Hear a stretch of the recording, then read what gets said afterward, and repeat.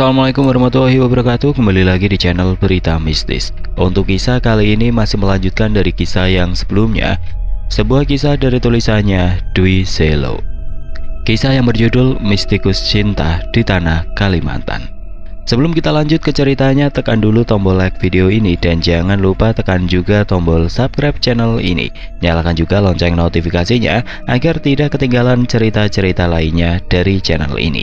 Dan buat teman-teman yang pengen belanja-belanja, nanti silahkan saja klik etalase yang ada di pojok kiri bawah. Atau teman-teman bisa kunjungi link pembelian yang ada di kolom deskripsi. Dan seperti apa untuk kisah kali ini?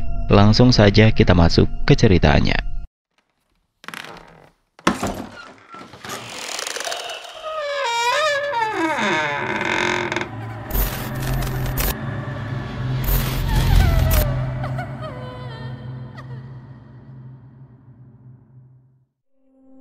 Tekanan kuat mulai menginggapi urat-urat leherku. Aku mulai merasa payah untuk menghirup sisa-sisa oksigen yang sangat kubutuhkan untuk menangkis amukan setan keparat ini. Tangan yang tengah mencengkram leherku ini benar-benar sekuat besi. Dadaku semakin sesak, tubuhku mulai kehilangan tenaga, pun nalar di otakku sudah mulai membuyar. Sungguh ironis sekali apabila nyawaku melayang hanya karena kejadian ini. Di tengah kepasrahanku yang miris itu, tiba-tiba dalam sekejap, cengkramanku itu mulai merenggang.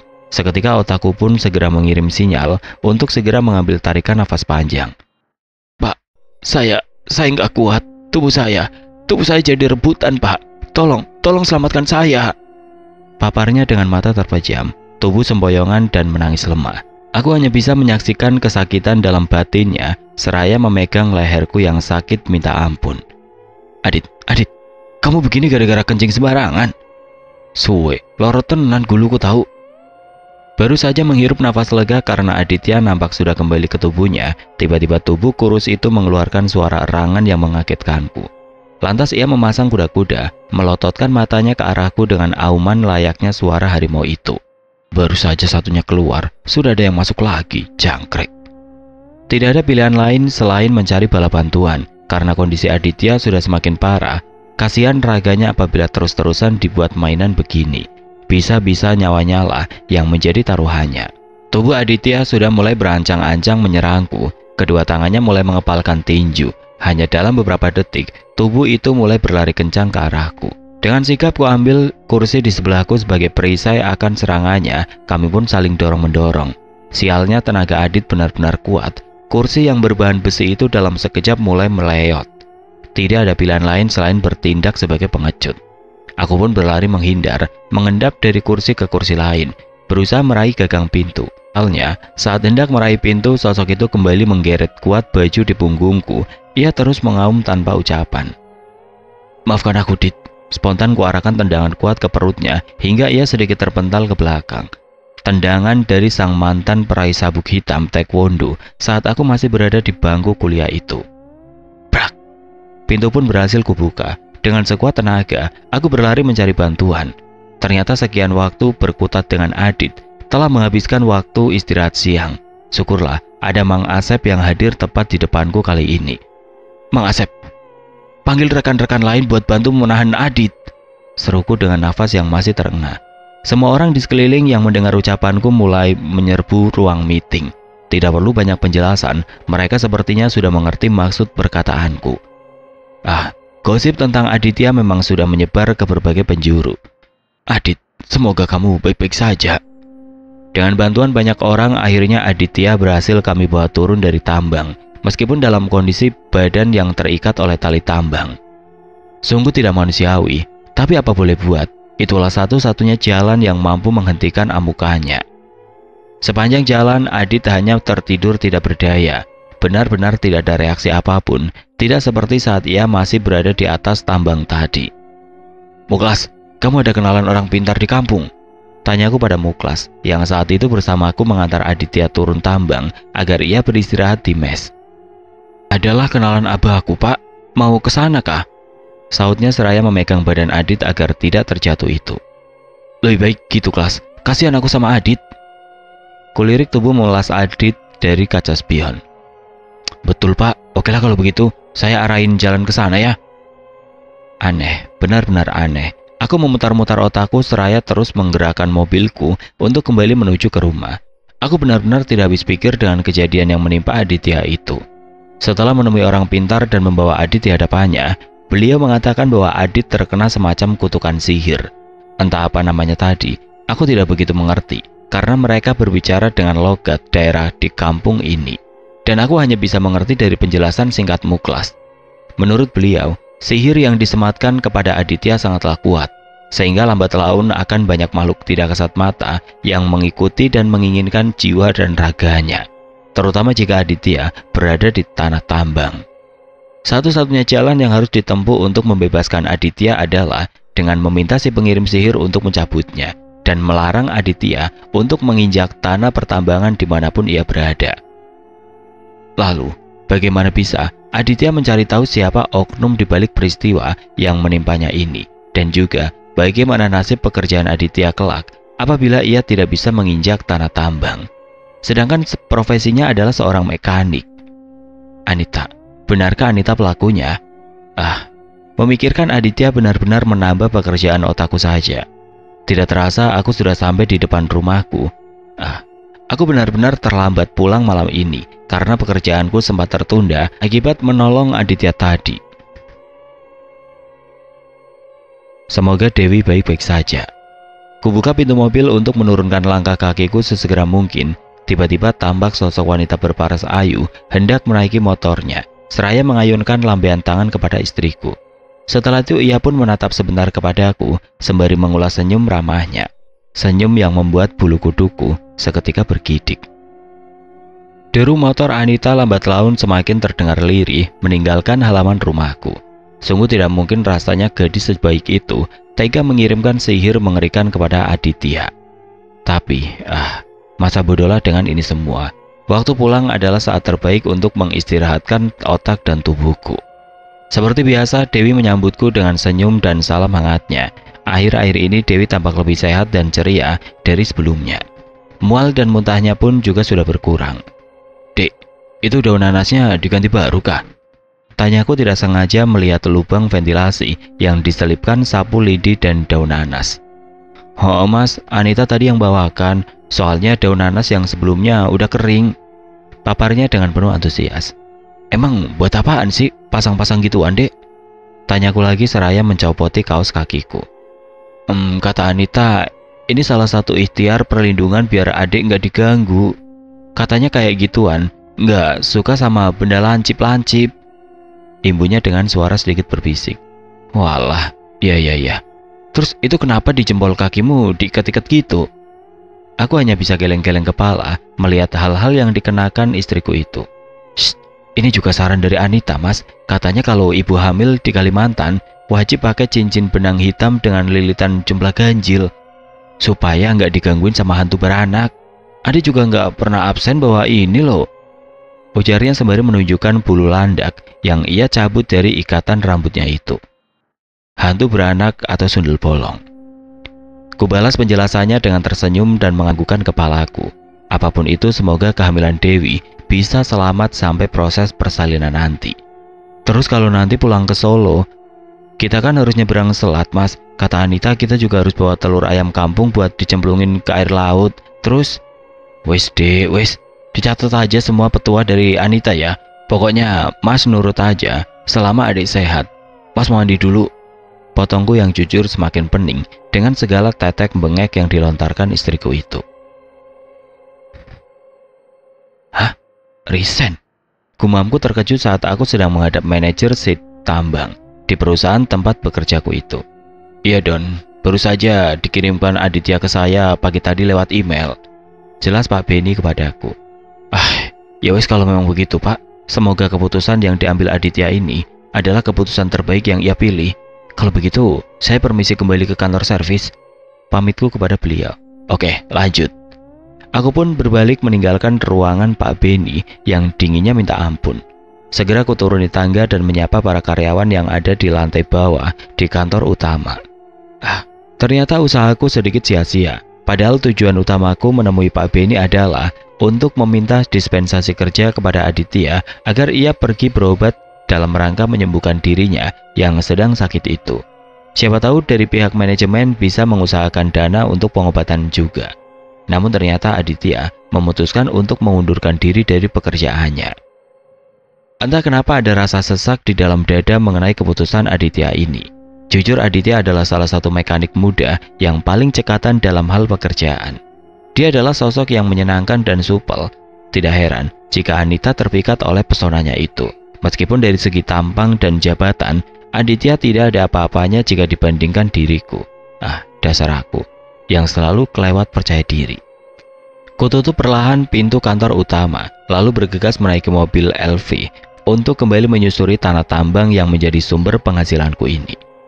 Sore ini aku sengaja izin pulang kerja lebih awal dari sebelumnya. Tidak ada hal lain kecuali ingin menyapa Aditya untuk yang terakhir kalinya di tanah ini. Sebenarnya perpisahan Aditya diadakan malam ini oleh rekan-rekannya di mes. Namun melihat kondisi Dewi yang tidak bisa ditinggal sendirian di malam hari, terpaksa aku harus mencuri start sebelum Aditya benar-benar pergi meninggalkan tanah Kalimantan. "Dit, posisi?" tanyaku kepadanya lewat sambungan udara itu.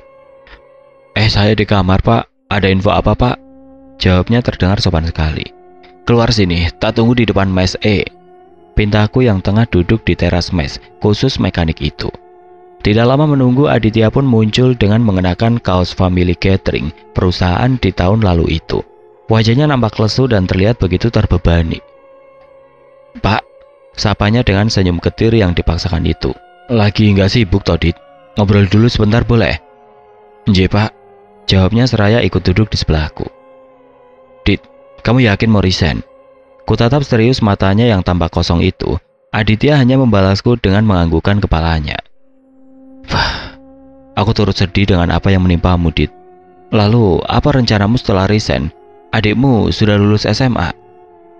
Jujur aku sedikit banyak sudah tahu perihal kondisi keluarga Aditya yang selama ini telah menjadi tulang punggung bagi keluarganya itu. Ibunya membesarkan Aditya seorang diri bersama dengan adiknya yang saat ini ia biayai sekolahnya. Aku tahu, karena aku sudah cukup dekat dengan Aditya. Tidak hanya Aditya, beberapa mekanik pun juga banyak yang sering berkeluh kesah denganku. Ya, karena aku adalah seorang mandor. Semakin banyak membangun kedekatan dengan para mekanik, maka akan semakin memudahkan pekerjaanku di dunia tambang ini. Adit hanya terdiam. Sepertinya ia memiliki beban pikiran yang sangat sulit untuk diungkapkan. Sungguh rumit sekali nasibmu, nak. Dit, maaf kalau aku lancang. Aku yakin kamu pasti tahu siapa yang berbuat begini kepadamu. Jadi gimana kalau kamu menemui orang itu? Selesaikan masalahmu baik-baik, Dit. Ungkapku berusaha memilah kalimat terbaik agar tidak menyinggungnya dengan tanganku yang berusaha menepuk-nepuk bahunya perlahan. Aditya menghela nafas panjang sembari menahan air mata lelakinya itu. Saya sudah berusaha menemuinya, tapi nggak pernah berhasil, Pak. Ujarnya yang akhirnya meluluhkan bulir bening di matanya itu. Kupijat-pijat bahunya perlahan dan berusaha memberikan kesempatan kepadanya untuk berbicara. Orang itu adalah Anita, Pak. Paparnya lirih yang seketika membuat dadaku bergemuruh.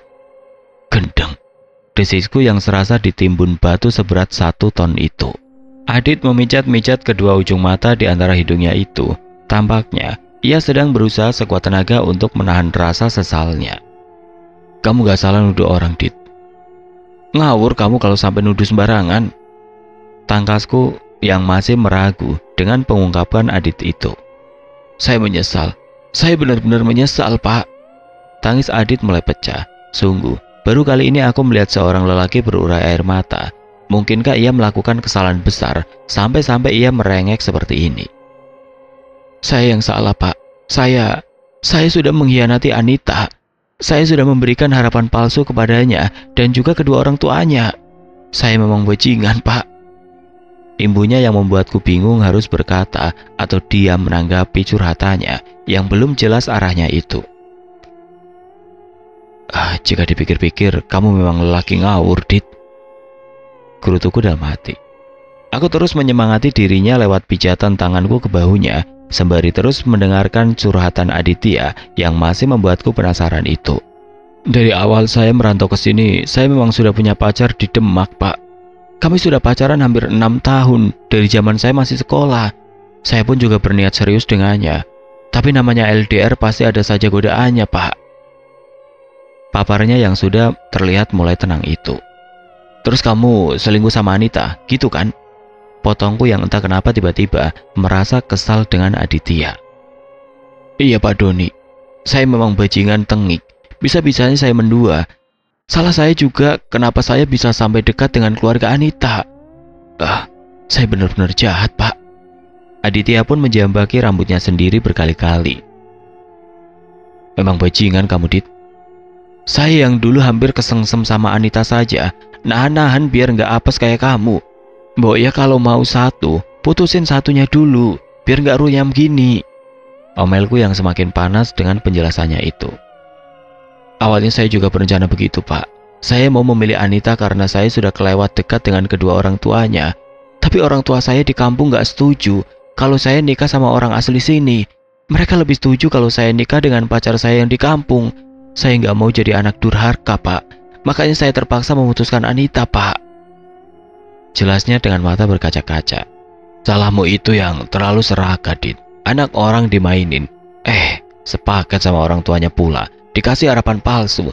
Biarpun nasi sudah menjadi bubur, kamu harus meminta maaf sama keluarga Anita, Dit. Kamu mau digangguin setan di sepanjang hidupmu? Desaku agar Aditya menuruti solusi yang aku berikan itu.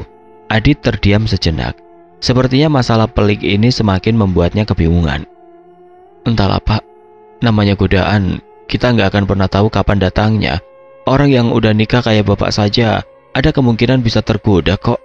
Ya, kalau tahu begini, saya juga nggak mau begitu, Pak. Gerundelnya yang tidak juga merespon solusiku itu. Oh, jangkrik. Tahu apa kamu soal nikah, Dit? Mikirin satu istri aja pening. Bocah edan. Kapan tiket pesawatmu, Dit? Itu besok malam, Pak. Saya berangkat dari sini pagi, biar nyebrang sekalian terbang. Saya nggak bisa menunda-nunda waktu. Saya harus cepat-cepat berobat, Pak. Ujarnya lirih. Ya wes, mumpung belum jam 5, ikut aku sekarang. Kutarik tangan Aditya tanpa aba-aba. Untuk segera naik ke mobil, Adit pun hanya pasrah menuruti pintaku. Segera kuderukan mobilku dengan kecepatan tinggi agar bisa mengejar waktu yang sudah di ujung waktu sore itu. Kita mau kemana, Pak? Tanya Aditya dengan wajah resah. Kamu memangnya nggak hafal arah rumah mantan pacarmu? Ke rumah Anita lah, buat minta maaf. Pungkasku berusaha merealisasikan solusi yang kusarankan pada Aditya itu. Tapi Pak, wes, manut saja sama aku, Dit.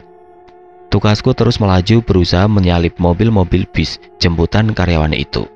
Ya, aku memang sudah tahu keberadaan rumah Anita, karena dulu saat aku masih bujangan, sudah beberapa kali aku mengantar Anita pulang ke rumahnya saat ia lembur akhir bulan. Lagi pula siapa sih lelaki seantero tambang yang tidak tahu kediaman primadona tambang itu? Memikirkan Anita membuatku semakin yakin bahwa kita tidak bisa main-main dengan urusan perasaan. Jika dipikir-pikir dari cerita istriku, sepertinya Anita sudah bisa ikhlas menerima keputusan Aditya. Kemungkinan besar si pengirim sihir itu adalah kedua orang tua Anita yang pasti sangat kecewa akan pengkhianatan Aditya. Ya, sebuah karma yang harus dibayar mahal oleh lelaki di sampingku ini. Dit, kenapa diam aja? Kamu kepanasan? Kulirik wajah Aditya yang tampak gelisah itu. Seluruh wajahnya pun dipenuhi oleh bulir peluh yang membuat wajahnya semakin membasah. Aman, Pak, jawabnya singkat. Mendengar jawaban Aditya, aku pun terus saja menancap gas, menyusuri rumah-rumah warga yang rata-rata berbahan dasar kayu dengan desain panggung itu. Rumah Anita terletak di desa sebelah yang rata-rata ditinggali oleh penduduk asli di sini. Di desa itu jarak rumah antar rumah masih sangat renggang karena diapit oleh kebun-kebun milik warga. Bahkan listrik di desa ini dikabarkan hanya menyala di siang hari saja. Meskipun begitu, jalan umum di sini cukup bagus untuk dilewati oleh kendaraan bermobil. Gapura desa yang ditinggali oleh Anita pun sudah kami lewati. Tinggal melaju beberapa meter saja, kemudian masuk ke gang musola. Lewat kebun karet sebentar, lalu sampailah di kediaman keluarga Anita. Ternyata aku masih sangat hafal jalan menuju ke rumahnya itu. Tidak lama kemudian sampailah kami di musola. Aku pun membelokkan mobilku ke arah kanan, lalu menyusuri gang menuju ke rumah Anita. Meskipun aku tahu bahwa Aditya tidak akan bertemu dengan Anita, karena dia sedang di rumahku menemani istriku. Setidaknya aku berharap Aditya bisa bertatap muka dengan kedua orang tua Anita untuk meluruskan semua masalah ini. Dit, kamu beneran gak apa-apa kan? Tanyaku lagi memastikan Aditya yang sedari tadi terlihat sangat gusar. Iya pak. Aku hanya bisa tersenyum kecil melihat nasibnya itu seraya terus mengemudikan mobilku menyusuri lahan karet yang tidak lama lagi akan sampai di tempat tujuan kami. Setapak demi setapak jalan telah kami lalui dengan mobil yang kami tumpangi.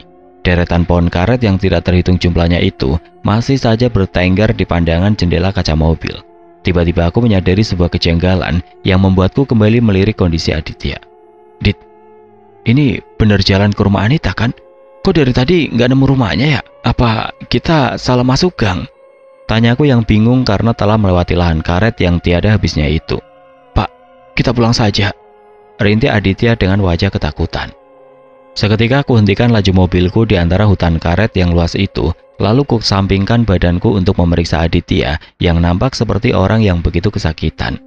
Dit, tanyaku yang melihat keanehan pada raut wajahnya itu. Pak, putar balik pak. Erangnya ketakutan seperti ada sesuatu yang sedang ia lihat. Sebenarnya kamu itu lihat apa sih, Dit? Itu di depan kita, Pak. Ada kerumunan orang mau ke sini. Wajahnya hancur semua. Putar balik cepet, Pak. Desaknya kalang kabut. Aku pun segera menatap ke arah depan. Tidak ada apapun yang kulihat. Hanya sebuah jalan lurus berbatu yang diapit oleh deretan pohon karet. Apa sih? Nggak ada apa-apa loh. Apa itu loh, Dit? Sontak Aditya melototkan matanya, nafasnya seperti tertahan oleh sesuatu. Suatu hal gawat apabila Aditya sampai kesurupan lagi dalam kondisi seperti ini. Aku tidak akan bisa mengendalikannya jika hanya seorang diri. Brengsek. Kenapa kamu begini setiap sama aku, Todit? Ngerjain orang saja. Aku pun segera memutar balikan arah jalan menuju ke arah pulang. Sekian menit memasuki jalan yang mungkin salah ini, tidak terasa senja mulai berangsur menjadi malam.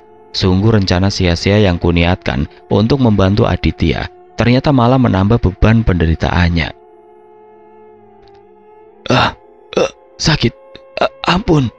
Raung Aditya dengan nafas terengah-engah, seraya melawan sesuatu yang tidak nampak oleh mataku. Meskipun apa yang dirasakan oleh Aditya tidak bisa kulihat dengan kedua mataku, tidak kupingkiri aku sangat panik. Aditya bahkan sampai melepas sabuk pengaman dan melorotkan badannya ke kursi mobil dengan tarikan nafas yang nampak kesusahan. Duh Gusti, harus bagaimana ini aku? Kok nggak sampai-sampai sih? Bisa baca doa cuma hafal kulhu saja. Keluhku dalam batin yang penuh keresahan itu. Di tengah kegelapan malam dengan semburat langit merah yang berangsur-angsur menghitam itu, aku berusaha membaca bacaan 3 surat pendek yang hanya bisa kuhafal sejak SD itu, seraya mengemudikan mobilku dengan kecepatan maksimal. Tahan, Dit, lawan terus, jangan sampai dia menguasaimu. Batinku di antara bacaan-bacaan doa yang aku serukan di sebelahnya. Entah sudah berapa lama Aditya bergelut dengan makhluk tidak kasat mata itu, hingga akhirnya ia benar-benar terdiam karena tertidur. Awalnya aku sempat syok saat menyadari keadaan Aditya yang tiba-tiba hening setelah sekian lama meraung kesakitan itu. Namun saat suara dengkurannya terdengar nyaring, aku pun akhirnya bisa bernapas lega karena ia tidak mengalami kesurupan mengerikan seperti sebelumnya. Kubiarkan saja Aditya melampiaskan kelelahannya itu, hingga kemudian lambat laun pemandangan lahan karet itu kini sudah berganti dengan rumah-rumah panggung khas Kalimantan. Tidak lama sayup-sayup terdengar suara dengung azan yang tidak jauh dari posisi kami berada. Segera kulirik jam yang melingkar di tanganku. Ternyata waktu sudah menunjukkan pukul 8. Gila, sejauh apa jalan yang sudah kutempuh hingga menghabiskan waktu sampai isya? Sungguh aneh, sepanjang waktu berkutat dengan jalan yang kulalui ini jauh berbeda dengan jalan yang kutempuh saat berangkat tadi. Tidak ada gang musola, tidak ada gapura desa seperti sebelumnya. Mungkinkah aku benar-benar salah arah? Seketika aku tersentak saat kulihat tulisan baliho di sekitar jalanan yang kulalui. Loh, ini kan jalan arah menuju ke penyeberangan menuju ke Balikpapan. Bagaimana bisa tiba-tiba aku berkendara sampai ke sini, sedangkan arah rumah Anita adalah arah sebaliknya, yaitu ke arah Kalimantan Selatan. Gila, benar-benar gila. Otakku serasa seperti meledak. Segera kuputar arah kembali menuju ke arah desa, tempat di mana aku bekerja dan tinggal. "Pak Doni, kita di mana, Pak?" ujar Aditya dengan suara yang terdengar lemas itu. "Udah bangun kamu, Dit? Kita di daerah arah ke Penajam," kataku berusaha santai. Adit terperajat. Alih-alih masih lemas pasca tertidur, ia justru mendongakkan kepalanya melihat suasana di sekitar jalan. Kok bisa, Pak?" "Mana ku tahu, tanya saja sama Anita." Dengusku masih sangat heran dengan peristiwa aneh ini. Aditya hanya terdiam, sepertinya ia sudah menyerah dengan segala situasi yang menimpa dirinya itu. "Untung aja kita nggak disasarin sampai kalteng, Dit. Mana nggak bawa ATM juga aku." "Ya wes, tidur lagi aja, Dit. Hitung-hitung istirahat. Besok kamu mau balik ke Jawa toh? Kita sampai ke mes mungkin 3 jam lagi." Paparku berusaha tenang, meskipun dari tadi aku juga merasa sangat janggal. "Pak, inilah alasan kenapa saya menyerah, Pak." "Maksudmu, Dit?" "Saya sudah berkali-kali berusaha menemui keluarga Anita di rumahnya, namun nihil, Pak." "Jadi, kamu sudah mencoba ke rumahnya sebelum ini?" tanyaku semakin penasaran. Aditya mengangguk perlahan. "Entah, mungkin sudah puluhan kali saya mencoba ke sana sebelum saya cuti lamaran, Pak. Tapi ya begini, selalu saja nggak bisa menemukan keberadaan rumahnya. Padahal saya sudah yakin kalau itulah jalan menuju ke rumah Anita. Saya pun sudah memastikan kalau Anita tidak pindah rumah. Semakin saya berniat ke sana, gangguan yang saya dapatkan semakin menjadi-jadi, Pak." Aku hanya bergidik ngeri menatap nasib pemuda ini. Sebenarnya aku ingin sekali mempertemukan Aditya dan Anita di rumahku, namun aku selalu saja meragu-ragu. Kalau Anita menjadi kecewa kepadaku dan istriku, dan kemudian menjadikan aku dan istriku sebagai mangsanya. Andai saja aku bisa memutar waktuku kembali, sungguh aku tidak mau berurusan dengan sepasang manusia yang cintanya kandas di tengah jalan ini. Perasaan lega akhirnya bisa kurasakan saat aku sudah sampai di rumah. Syukurlah, keadaan istriku baik-baik saja, meskipun aku terpaksa harus pulang sangat larut karena perjalanan janggalku dengan Aditya tadi. "Mas, pulangnya kok malam banget toh? Untung di sebelah ramai orang karena ada hajatan, jadi adik nggak takut." Omelnya sembari menyiapkan makanan malam untukku. "Lah, Anita nggak kesini tadi, Dek. Maaf loh sayang, tadi ada meeting emergensi dadakan, jadi terpaksa Mas pulang telat." Kilaku berusaha menutupi kejadian yang sebenarnya. "Walah gitu toh. Tadi jam 8:30 adik suruh dia pulang, Mas. Kasihan kalau kemalaman, rumahnya kan jauh. Gang ke rumahnya kan sepi gitu," ujar Dewi yang juga sudah pernah kuajak ke rumah Anita saat lebaran itu. "Oke lah kalau begitu. Ngomong-ngomong, rumah Anita masih tetap di sana kan, Dek?" Selidiku yang masih bingung dengan kejadian tadi. "Masih toh, Mas, di gang musola itu. Masa Mas lupa?" Aku pun kembali bergidik mengingat kejadian tadi. Seharusnya aku tidak boleh membiarkan istriku terus-terusan bergaul dengan Anita. "Dek, sepertinya Mas harus memulangkan kamu ke Solo deh." "Pak, alhamdulillah saya sudah sampai di Bandara Sepinggan Balikpapan. Terima kasih banyak atas kebaikan Pak Doni selama ini. Dan maaf apabila ada salah dan hilaf yang mungkin pernah saya perbuat. Saya izin pamit dari Sid ya, Pak. Semoga Bapak dan keluarga sehat selalu," tulis Aditya dalam pesan yang dikirimkan pagi ini kepadaku. Sungguh tidak habis pikir betapa malang nasib pemuda ini. Dirinya terpaksa harus berhenti bekerja karena satu hal yang tidak masuk akal. Seandainya aku berada di posisi Aditya, mungkin aku juga akan bingung memutuskan mana yang akan aku pilih. Tapi, salah Aditya juga. Bisa-bisanya dirinya mendua. Sudahlah, sekarang bukan saatnya lagi memikirkan masalah dua nama yang berawalan huruf A itu. Sudah cukup bagiku berkutat dengan makhluk-makhluk tidak terlihat itu. Sudah cukup. Aditya, semoga dirinya segera diberikan kesembuhan. Kugeser kursi kerjaku untuk mencari secari kertas yang tersimpan di laci mejaku. Segera aku ambil lembar pengajuan cuti Sid yang rencananya akan aku serahkan kepada kepala departemen hari ini juga. Cuti kali ini kuniatkan untuk memulangkan Dewi ke tanah kelahirannya Solo. Selain melindungi kehamilan Dewi dari makhluk jadi-jadian yang bernama Kuyang itu, aku juga tidak ingin berlama-lama mempertemukan Dewi dengan Anita secara terus-menerus. Wanita cantik itu selalu saja membuatku merinding. Cuti Sid pun telah tiba. Berbekal surat dokter yang menyatakan bahwa Dewi sehat untuk melakukan penerbangan, kami pun akhirnya bergegas meninggalkan tanah Borneo. Uraian air mata pun menghiasi dua wajah wanita yang tengah melakukan salam perpisahan itu. Ya, Anita datang pagi-pagi sekali ke rumah kami untuk melepas kepergian istriku menuju ke tanah Jawa. Sepertinya kedekatan keduanya sudah seperti kakak beradik. Lagi-lagi bulu kuduku berdiri melihat sosok wanita itu. Perjalanan lumayan panjang pun kami lalui. Dari seat tempatku bekerja, kami harus menempuh perjalanan darat sekitar 3-4 jam menuju ke tempat penyeberangan. Lalu dilanjutkan dengan perjalanan laut untuk sampai di Balikpapan, tempat di mana Bandara Sepinggan berada. Tidak lupa Dewi melakukan ritual yang disarankan oleh Anita, salah satunya yaitu menjatuhkan telur mentah ayam kampung ke dalam laut yang tidak aku mengerti apa maksud dan tujuannya itu. 2 bulan pun berlalu. Setelah aku melakukan cuti seat untuk memulangkan Dewi ke Solo, syukurlah semuanya berjalan dengan lancar. Kini usia kandungannya pun sudah hampir menginjak 6 bulan. Lega rasanya sudah melaksanakan tujuan utamaku itu, namun tidak aku pingkiri. Aku benar-benar jenuh hidup sendirian tanpa seorang istri. Selama Dewi berada di kampung halaman, aku memutuskan untuk tinggal di mes. Tidak sanggup rasanya jika aku harus melakukan pekerjaan rumah seusai pulang bekerja, dan sudah pasti akan menyita waktu dan tenagaku. Kulirik jam dinding yang terpampang di depanku. Ternyata sudah jam 11 malam. Sudah selarut ini, entah kenapa aku belum juga mengantuk.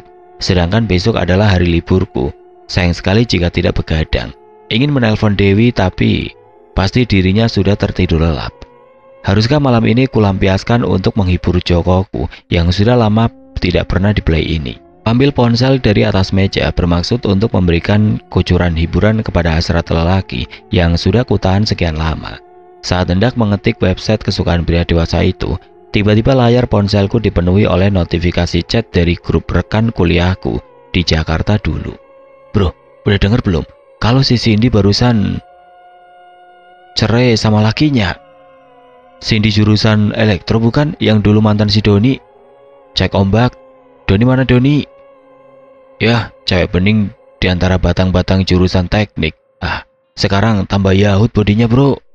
Sontak aku pun terkejut dengan isi grup chat yang mendadak ramai membicarakan Cindy.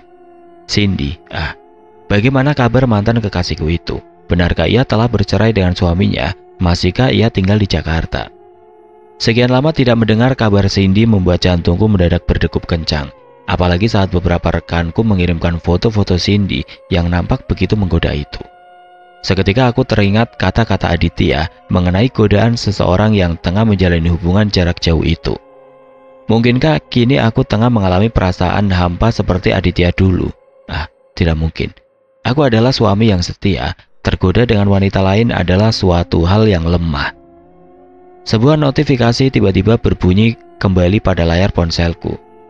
Apa kabar Mas Doni? Masih ingat aku? Tulis sebuah nomor tanpa nama. Rasa penasaran pun menggelayut manja di dalam sanubari. Siapakah gerangan pengirim pesan ini? Tidak perlu berlama-lama, segera kulirik foto profil si pengirim pesan itu, dan ternyata dialah wanita yang tengah terlintas di pikiranku saat ini. Lekuk tubuhnya yang bisa dibilang bak gitar Spanyol itu begitu jelas tercetak dari pakaian ketat yang ia gunakan dalam fotonya itu. Sungguh menggoda iman. Sungguh tidak tepat rasanya dirinya hadir. Di saat rasa hampa tengah menyerang kekosongan hatiku, haruskah ku balas pesannya itu? Ataukah ku abaikan untuk menjaga perasaan istriku? Tapi sepertinya tidak apa membalas sedikit pesannya itu. Toh Cindy tidak ada di sini. Lagian beda ceritanya dengan Aditya dan Anita yang sama-sama berdekatan. Wajar saja perselingkuhan itu terjadi, ditambah lagi aku sudah beristri dan sebentar lagi akan memiliki buah hati. Rasanya aneh jika sampai tergoda hanya dengan tulisan pesan. Alhamdulillah baik, ini dengan siapa ya? Balasku pura-pura tidak mengenalnya. Dalam sekejap, Cindy tiba-tiba mengirimkan foto selfie dengan wajah bak bidadarinya itu kepadaku. Tidak tanggung-tanggung, pakaian yang ia kenakan adalah pakaian tidur yang kurang ajarnya, membuat pintu pertahananku hampir saja runtuh. Cindy mas, segitu lamanya ya sampai lupa sama aku. Mas masih di Kalimantan. Ketiknya dengan bahasa yang tidak kaku sama sekali. Dalam sekejap memandangi foto yang ia kirimkan itu, dadaku pun mulai menabuh genderangnya. Hal itu sungguh membuat mata dan respon jiwa lelakiku hampir saja hilaf. Tidak ada pilihan lain selain menghapus fotonya itu dari dalam galeri ponselku. Percakapan santai pun terus berlanjut, hingga akhirnya kami saling bertukar cerita mengenai pernikahan kami masing-masing, termasuk dirinya yang belum lama ini bercerai, dan cerita diriku yang sedang tidak bersama istriku karena keselamatan kandungannya. Entahlah, percakapan lewat tulisan itu begitu mengasihkan hingga membuat waktu malamku tampak begitu singkat. Aku dan Cindy saling berbalasan chat hingga waktu sepertiga malam. Meskipun tidak kutampik, ada perasaan yang begitu membuncah ini. Aku berusaha mengontrol tulisan-tulisan percakapanku kepadanya. Aku tetap berusaha memposisikan diri sebagai suami dari orang lain. Doni, bertahanlah. Meskipun Joko sedang butuh asupan, tetaplah bersikap sebagai lelaki sejati. Kamu adalah suami yang setia. Batinku yang berusaha menguatkan diri. Lelaki sejati. Sepertinya itu semua adalah bullshit. Cindy, mantan kekasihku ini begitu kuat daya tariknya hingga membuatku tidak bisa berhenti berbalasan pesan dengannya. Sekalipun saat aku tengah sibuk dalam situasi kerja. Kuseruput kopi yang mengepul di atas meja kerjaku, mataku fokus pada layar komputer untuk memeriksa beberapa email penting sebelum aku melancong ke lapangan. Seketika sebuah email dari admin head office pun muncul di dalam layar komputerku. Ternyata email itu berisi tentang rencana training di Jakarta bagi seluruh supervisor cabang dan seat di perusahaan tempatku bekerja. Membaca email itu membuat degup jantungku semakin melaju. Haruskah aku beritahu Cindy soal rencana trainingku ke Jakarta ini? Lalu apa yang aku lakukan jika sampai kita bertemu? Salahkah jika aku menemuinya? Kenapa perasaanku menjadi tidak menentu seperti ini? Pak Doni, seseorang menepuk bahuku. Ardi, ngagetin orang saja. Seruku gantian menepuk lengannya. Pak Doni dipanggil dari tadi, kagak nyautin. Ditungguin mekanik di depan. Jar buahnya hendak ke lapangan sekarang, papar Ardi, scheduler servis yang kebetulan mejanya berada di belakangku. Wah, oke. Makasihlah, Anding Ai, ujarku berusaha meniru logat bicaranya itu. Aku pun segera bergegas untuk menuju ke lapangan dengan perasaan aneh antara senang dan tidak sabar menanti hari trainingku ke Jakarta itu. Mungkinkah aku sudah tergoda oleh Cindy? Malam sudah semakin larut. Aku pun merebahkan tubuhku di atas kasur, seraya membalas pesan istriku yang menanyai kabar dan kegiatanku hari ini. Memberi kabar kepada istriku rasanya hanya sebuah formalitas bagiku. Tidak kupungkiri bahwa tidak ada satu hal yang spesial ketika berkomunikasi dengannya, semuanya begitu hambar. Lain halnya ketika aku sedang berkomunikasi dengan Cindy. Benih-benih rasa bahagia itu begitu terasa sampai ke hati. Tidak sabar rasanya melihat kata demi kata yang ia lontarkan dalam pesannya itu. Percakapan kami terasa begitu mengalir dan bervariasi. Salahkah jika aku merasa begini? Dek, alamatmu di Jakarta itu di mana? Tanyaku kepada janda molek yang belum memiliki anak itu. Kenapa emangnya Mas?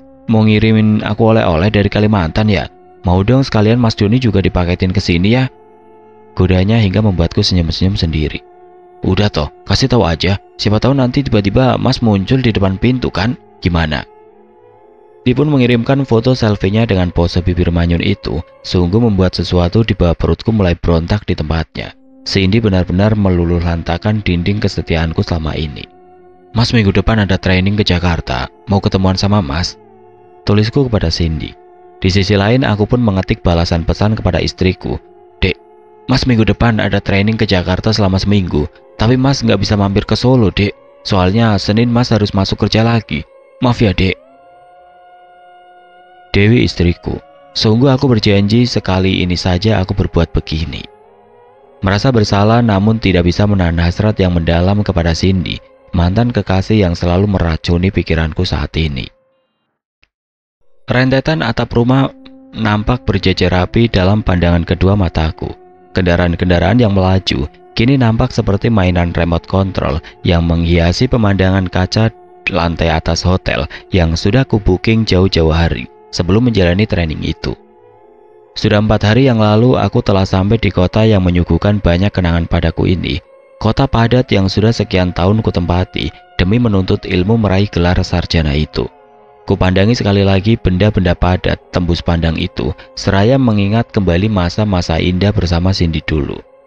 Dek, Mas sudah pindah di hotel dekat kampus kita dulu. Adik pulang kerja jam berapa?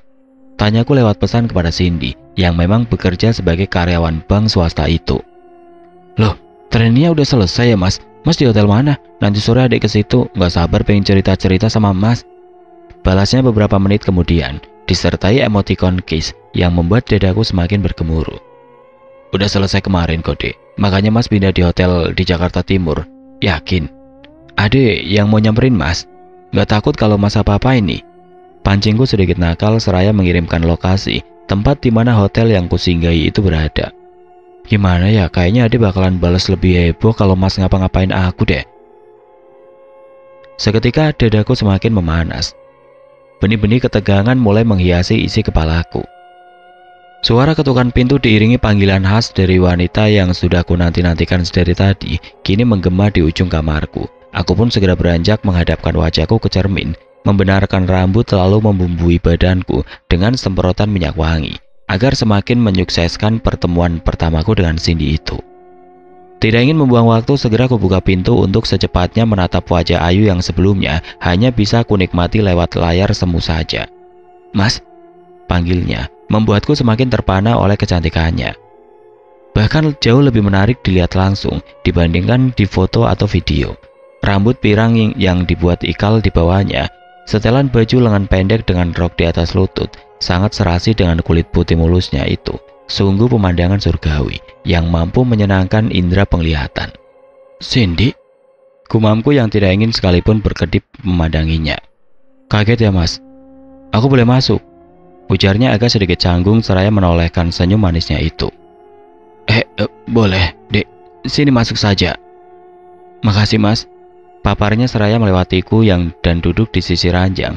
Semerbak aroma parfumnya yang lembut membuatku semakin cenat-cenut tidak karuan. Gimana kabarmu? Ya begini mas, aku mau bilang baik tapi... Cindy memotong ucapannya seraya meletakkan tas lempangnya ke atas ranjang. Ia tampak menghela nafas panjang. Ya, aku paham perasaanmu. Ya, mau minum apa? Nanti mas pesankan. Aku pun meraih gagang telepon berniat memesankan makanan dan minuman kepada pihak restoran hotel. Namun Cindy menggelengkan kepalanya. Aku cuma butuh tempat bersandar mas. Mata Cindy mulai berkaca-kaca, dan kemudian tumpah satu demi satu. Melihatnya menangis membuatku segera beranjak untuk duduk di sampingnya. Sabar, ujarku lirih seraya menepuk perlahan pundak rampingnya itu. Aku menyesal mas, kenapa kita nggak ditakdirkan menikah ya? Keluhnya dengan mata berair, yang memandangi kedua mataku dengan tajam itu. Aku hanya bisa menelan ludah, tidak berani bersuara. Dulu alasan utama kami putus adalah karena jarak yang membuat kami menjadi sulit bertatap muka. Aku yang saat itu ditempatkan di Kalimantan setelah diterima bekerja dan lulus training, membuat Cindy ragu untuk terus menjalin hubungan jarak jauh itu. Hingga akhirnya kami harus rela menempuh jalan masing-masing. Setelah itu siapa sangka jika wanita secantik Cindy harus bercerai dengan suaminya karena kasus perselingkuhan. Benar-benar suami tidak diuntung. Memiliki istri dengan wajah dan badan seindah ini masih saja liar dengan wanita lain di luar sana. Di tengah kebingunganku itu tiba-tiba terdengar suara dering telepon dari ponselku. Sungguh momen yang begitu tepat di saat kegalauan tengah melanda pikiranku. Dek, maaf, mas angkat telepon dulu ya. Ujarku ragu-ragu dan tidak enak hati kepada wanita yang hasratnya sedang berada di atas awan itu. Raut wajah Cindy sontak berubah menjadi murung. Dirinya yang semula berusaha menggodaku dengan sentuhan-sentuhan lembutnya seketika menutup tubuhnya dengan handuk hotel. Lantas ia pun beringsut keluar dari kamar mandi dengan penuh rasa kecewa. Aku pun segera mengambil ponselku yang sedari tadi berdering di atas meja. Memikirkan keadaan membuatku tidak menyadari bahwa yang menelponku adalah Dewi. Halo mas, panggil Dewi di ujung telepon. Dek, gimana? Tanyaku dengan pikiran yang masih mengawang tidak karuan itu. Mas, udah selesai kah trainingnya? Adik barusan cek kandungan mas, terus jenis kelaminnya udah kelihatan. Adik seneng banget. Paparnya dengan intonasi penuh kegembiraan itu.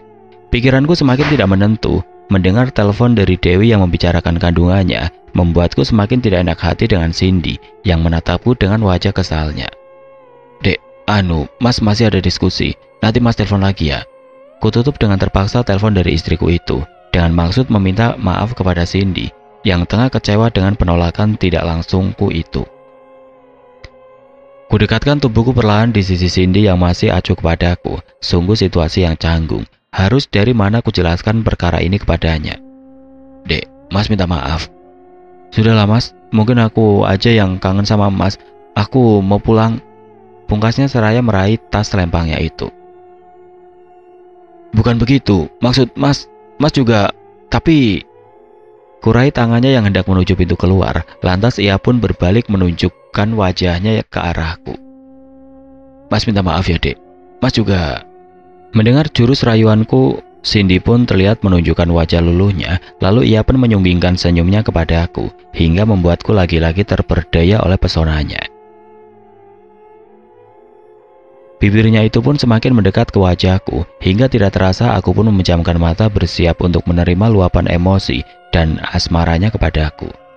Saat bibirnya berhasil mendarat ke arahku, aku mencium bau bangkai yang sangat menyengat. Bau itu seketika membuat rongga hidungku tercekat. Bau busuk itu membuat kerongkonganku ingin memuntahkan segala isi di dalam perutku. Aku sudah tidak tahan lagi. Segera aku buka mataku untuk memundurkan diri, seraya menutup hidungku rapat-rapat.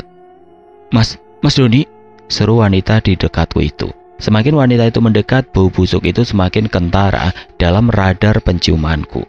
Aku semakin mundur menjauhi tubuh Cindy. Perasaan tidak enak pun kembali menggerus isi pikiranku. Kenapa? Siapa kamu? Gumamku semakin gusar tatkala melihat sesuatu yang mengerikan di depan mataku. Di mana Cindy? Kamu siapa? Makhluk berkulit keriput dengan luka koreng mengerikan yang tidak tahu dari mana asalnya itu semakin mendekat ke arahku. Rambut semrawut dengan uban di sepanjang kulit kepalanya itu semakin menambah kengerian wujudnya. Entah bagaimana bisa makhluk mengerikan itu tiba-tiba muncul di hadapanku. Tubuhku seketika membatu. Tangan dan kakiku bahkan tidak bisa kugerakkan sama sekali. Rasanya seperti ada ratusan ikatan tali tambang yang memblokade otot-otot gerakku. Aku berusaha berteriak sekuat tenaga, namun usahaku hanyalah sia-sia. Bibirku berusaha berucap, namun suaraku tercekat di tenggorokan. Aku hanya bisa mengeluarkan gumaman paksa tanpa kata, layaknya seorang tunawicara. Pelukku semakin bercucuran, tatkala sosok mengerikan itu menyeringai di hadapanku. Wajahnya menyiratkan rasa amarah yang mendalam kepadaku. Sebenarnya, keanehan apa lagi ini? Jangan-jangan aku sedang diganggui hantu seperti Aditya? Tidak, ini pasti salah. Ini pasti hanyalah mimpi ketindian yang membuatku berhalusinasi melihat hantu. Aku pasti bermimpi. Aku pun terus berusaha menggerakkan badanku dengan sekuat tenaga dan meyakinkan diriku bahwa aku sedang berada di alam mimpi. Namun lagi-lagi aku harus pasrah di hadapan wujud mengerikan itu. Tenagaku kini sudah terkuras habis. Sial, kenapa mimpi buruk ini tidak segera berhenti? Enyahlah makhluk sialan.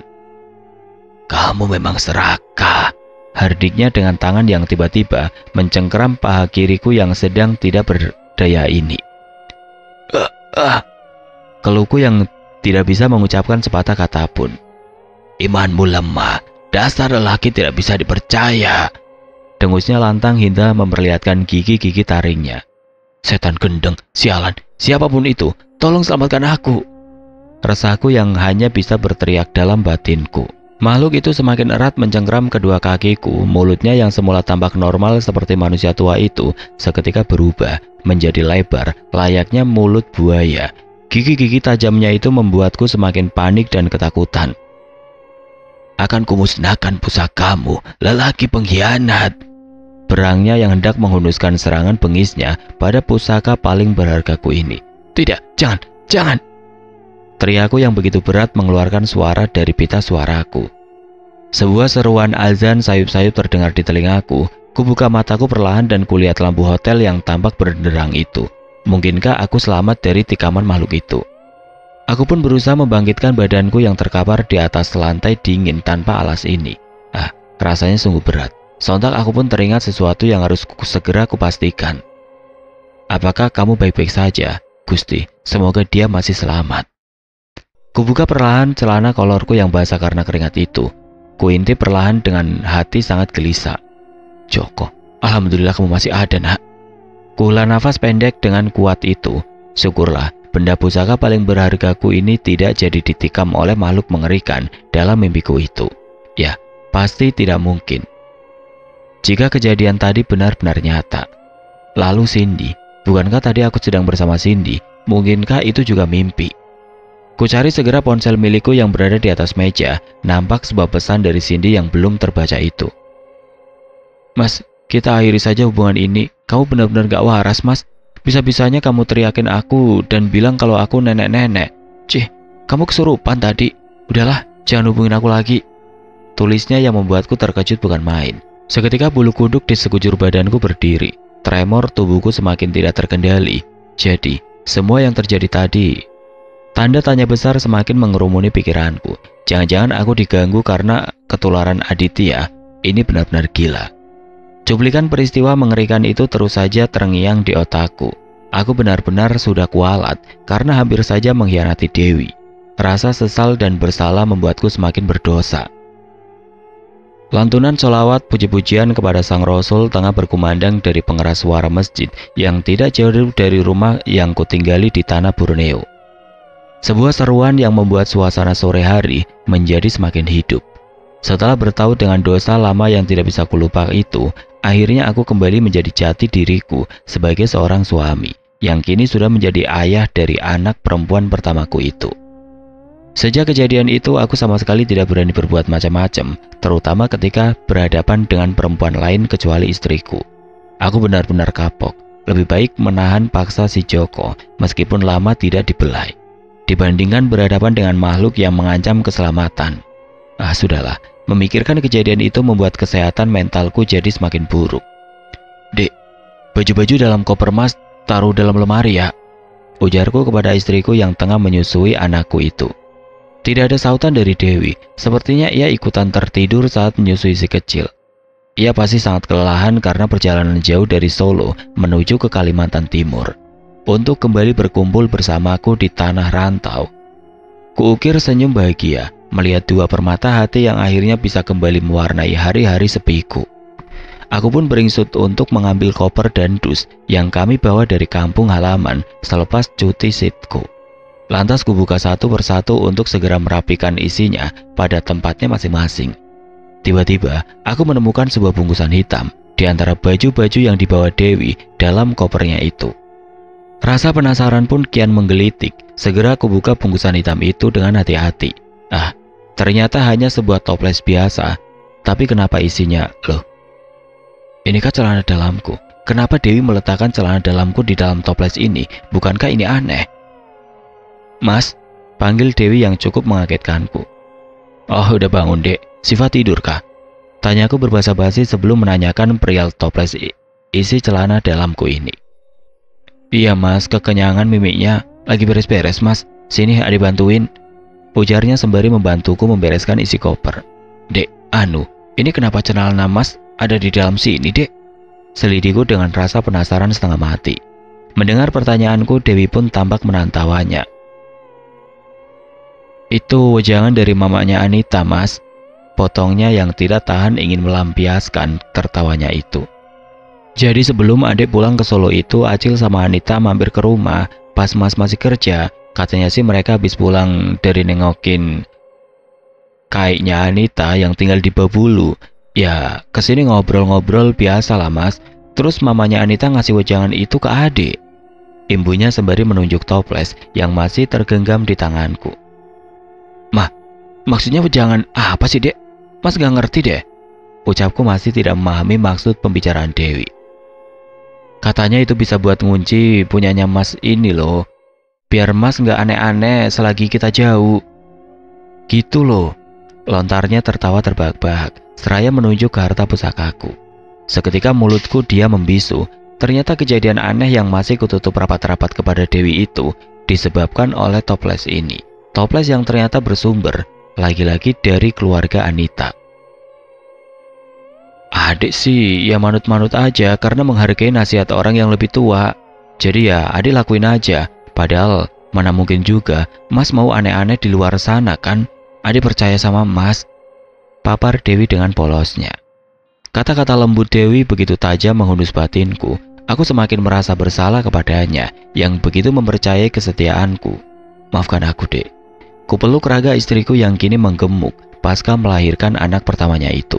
Aku benar-benar bodoh. Aku benar-benar berdosa telah menodai kepercayaannya. Anita, kali ini aku tidak ingin mengataimu. Terima kasih karena sudah menyadarkan kehilafanku.